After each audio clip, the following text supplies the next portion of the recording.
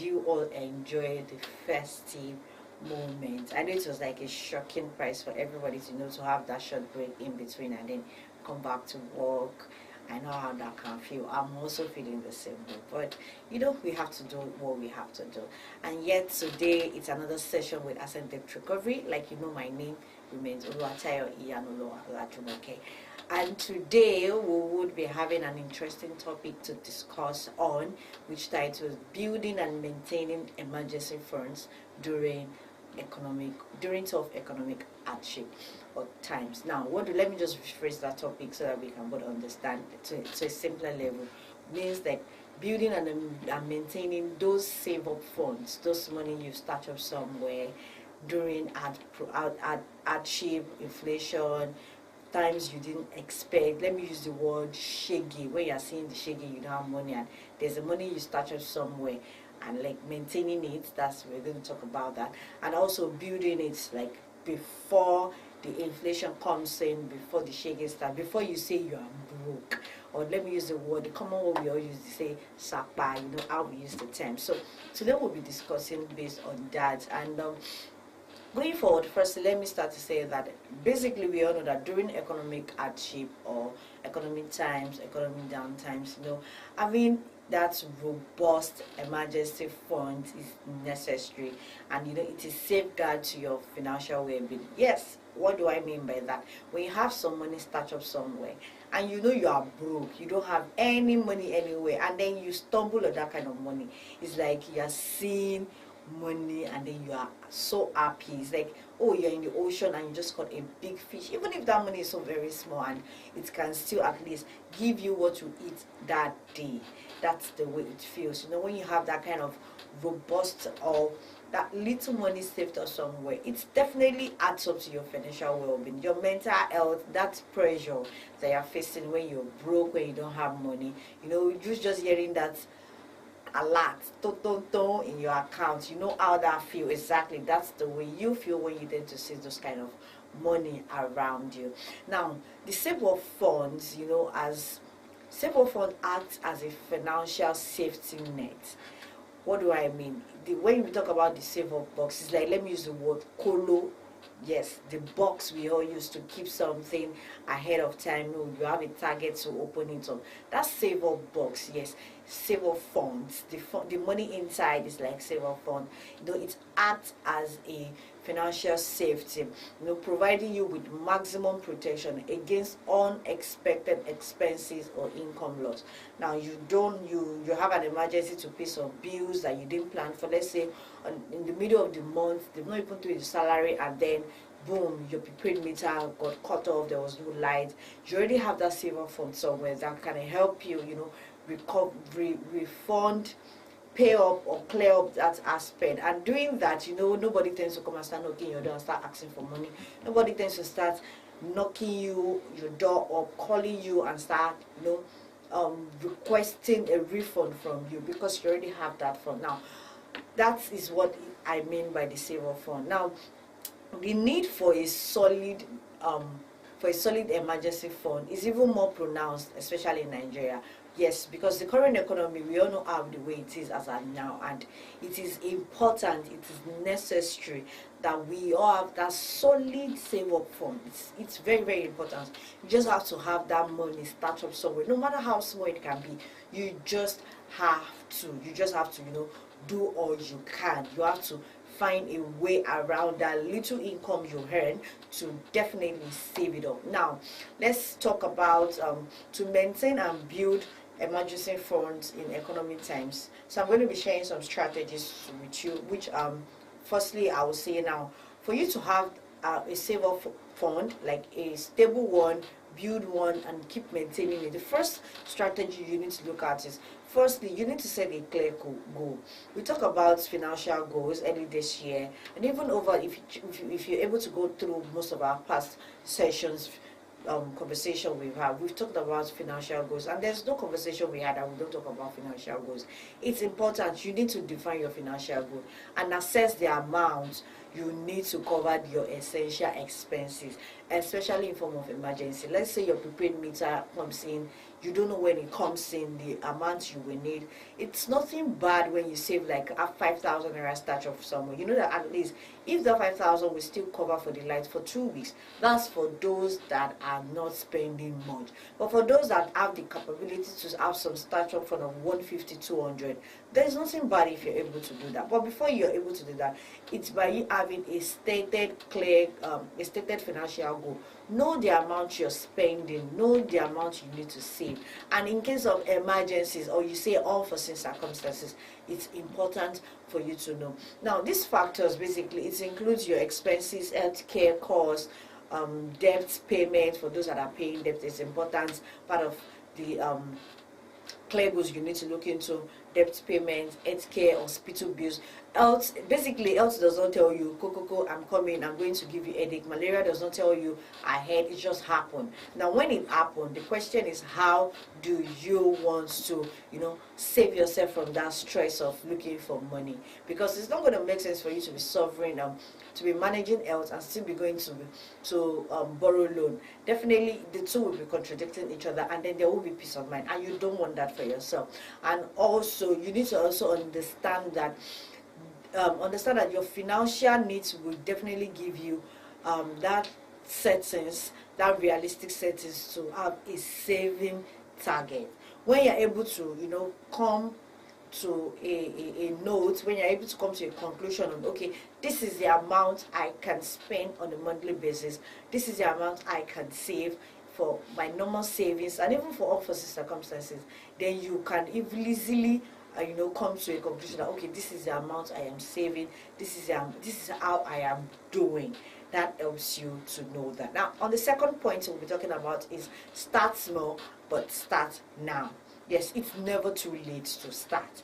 You think, oh, we are already in the 4th month, it's another quarter going, the first quarter is gone, and you feel, oh, let me wait till 2025. You're just making more mistakes. You can still start now. There's a lot you can do now. So don't wait till then. Start now and start small. You don't have to start big. It's not until when you say, oh, you're saving 100,000 that you say you're saving. You can start with little 1,000 naira. You can start with 100 naira. No matter what, just make sure that you know what you're earning and you can compare and contrast it together. And while you do that, for you to be able to keep a proper record, automate it. There are a lot of tech out there. There are a lot of apps that can help you do that automated system. I think with PalmPay, I don't know, there's a way you can have this automated deduction. Once any money comes into the account, it's automatically saved and you don't have access to it until a particular fixed date. I personally have been trying to unlock some money I stashed up, and funny thing is, it's saved quarterly. I was meant to unlock it in the month of March 31st, but funny thing is I forgot on that day. I did not remember. When I was going to remember, I remember the 1st of April, which means it's gone. It's at the end of the 2nd quarter. So I know that I don't have access to that money again. So I have to hold on to the end of the 2nd quarter. So you can also do the same. Stash it up for you to know that you are having money. You know that, okay, you have money in this account, but you can't pick it out. You can only have access to it, maybe let's say when there's this life-threatening or a serious emergency. And you know that, okay, the difference is when you're breaking in at that time, which is not the due date, they might tell you you don't have access to the accumulated interest or whatever it may be. But you need to, stand up to that and make sure that you start saving, and also be consistent about it. Apart from you starting small and start little, you have to be consistent. You have to keep on doing it. You have to put it in your heart that this thing, I want to do it and I'm going to achieve it. Now, another point we're talking about is learn to cut unnecessary expenses. You need to review your monthly expenditure. Look at the things you need and the things you don't need. It's not every time you need to buy shoes. If you still have the one you can manage, if you still have the one you can use, make use of that at the moment when you know that, yes, I have surplus, I can do anyhow I like, and you won't even feel the pinch on you when you're doing anyhow you like. And likewise, you will not be in debt. It is very important to take note of that. But if you know that you wouldn't have that capacity to do anyhow you like. You need to look at the things you can cut off and the things you can't. Make sure you compare and contrast what you need and what you don't need. It's very, very important. Another point, because of our time, we'll be talking about diversifying your investment. We talk about investing. You need to invest, and when you're investing, diversify. Don't stay in one place. You can diversify into real estate. You can diversify into farming. You know, let your mind be open. Diversify. There are a lot of low risk investments you can also venture into: treasury bills, mutual funds, bonds, and so on and so forth. But please and please, it's important to do your due diligence on this investment before you venture into it.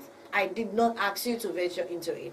Do your due diligence before going into it, and be sure, be convinced in your heart that this is what you want to do. And definitely, once you're convinced in your heart, you know, you're ready for it, and then I pray that it's going to come in successful. But please make sure you do your due diligence. Have it checked. Look at the pros, the cons, the risk factors, the benefit factors, the time factors. Check everything diligently. It's important. And also, we'll be talking about continuously reviewing and adjustment. It's important. See, this is the current economic condition. You just have to readjust and adjust, readjust and adjust. It is important. When you go to markets today, the amount you are seeing is not the amount you are seeing tomorrow. So it's important for you to adjust and readjust and adjust till everything is going to be better. And I can tell you, it's getting better. We all see how the dollar to naira is going correctly. So it's actually going to get better. It's going to take time. That time requires you being patient, trusting in God. Pray, basically, and then do your work. Play your part. Play your part, do your work. If you're rendering services, render it diligently. If you're making production, produce diligently as well. Do your part. You can't just sit down there and think, oh, everything's going to be happening in a day. You have to play your part, while the government are also playing their part. It's important to reassess your expenses, your income, review, check everything. Have multiple streams of income. It's important. You need to, be open to all streams of income that are legal. Please make sure they are legal. It is important. Don't do what is not legal. Don't do what will land you in the police station or that will land you into court. It's not advisable. Just because you want to make money, I get that, but it's important and it's necessary to make sure they are legal. Reassess your income. Look at how you're spending. Check your budget out. Look at compare your past budgets, your past monthly budgets to the new budgets you have. Look at if you have deficit or if you have profit. Look at everything. It's something you as a person can do personally. You don't need to wait for an accountant to review that for you. Even you as a person, you can do it for yourself. Just get a pen and a paper and then write it out. Make the calculation, and then you will know if you're spending too much or too less. You will definitely know. And lastly, the part of the strategies I'll be talking about, which is very, very important. I know we just finished the festive, and then it's also important for us to take note of this, is resist temptation. It's important. I know you just spend all the money to buy a buyer, you just spend all the money to look nice at the festive. It's important. Don't let that temptation come for craving again. Let it cool down. Cool it down, pull it down, resist temptation. It's important for you to call to action. Call yourself to action. Make sure you call yourself to action. It's not everything you see you jump at to buy. Make sure you call yourself, bring it down. If such needs, it's not important at the moment, don't venture into it. You can do away with it. You are not going to die if you don't have it. You and I both know that. You're not going to die if you don't have it. So you can do without it, resist the temptation, and then focus on how you can increase your savings. Focus on how you can, increase your multiple streams of income. Focus on how you can think out of the box to increase your multiple source of income.